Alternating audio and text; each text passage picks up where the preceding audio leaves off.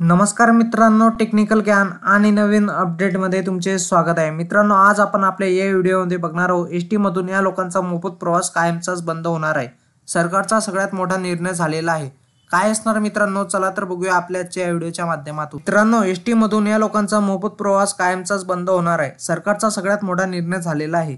महाराष्ट्रातील लोकांसाठी सगळ्यात मोठी बातमी, कारण आता राज्य सरकारने नवीन निर्णय घेतला आहे।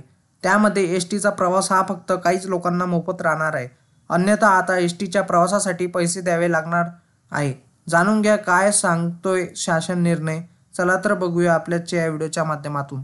मित्रांनो, एसटी महामंडळाने गेल्या वर्षीपासून अमृत योजनेद्वारे 75 वर्षीय नागरिकांना एसटीतून मोफत प्रवास योजना लागू केली होती। महिलांना तर अर्ध्या तिकिटात प्रवास सुरू केला होता, परंतु आता या कॅटेगरीच्या लोकांना ही सवलत बंद झाली आहे। एसटी महामंडळाने गेल्या वर्षीपासून अमृत योजनेद्वारे 75 वर्षावरील नागरिकांना एसटीतून मोफत प्रवास करण्याची मुभा दिली आहे। त्यानंतर एसटीने अलीकडेच महिलांना एसटीच्या सर्व श्रेणीच्या बसेसमधून महिलांना अर्ध्या तिकिटात प्रवासाची सवलत जाहीर केली आहे। त्यामुळे महिलांना प्रचंड फायदा झाला आहे। तसेच महामंडळाने प्रवाशांमध्ये वाढ झाली आहे। एसटी महामंडळ विविध 29 समाज घटकांना प्रवासात सवलत देत असते। याची भरपाई राज्य सरकार स्वतंत्र निधी देऊन करीत असते। आता मात्र नवे परिपत्रक काढण्यात आले आहे। मित्रांनो, या परिपत्रकामध्ये असे नमूद केले आहे की आता मोफत प्रवास कोणासाठी बंद होणार आहे, तर तो प्रवास फक्त आजारी व्यक्तींचा मोफत प्रवास बंद होणार आहे।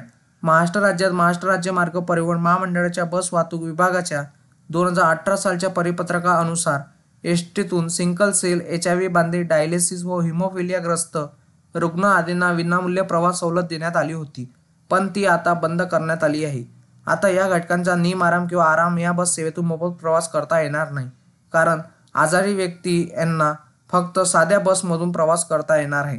मित्रांनो, असा शासन निर्णय लागू झालेला आहे। मित्रांनो, तुम्हाला असेच नवनवीन व्हिडिओ बघण्यासाठी तुम्ही आपल्या चॅनलला लाईक, शेअर अँड सबस्क्राईब करा। धन्यवाद।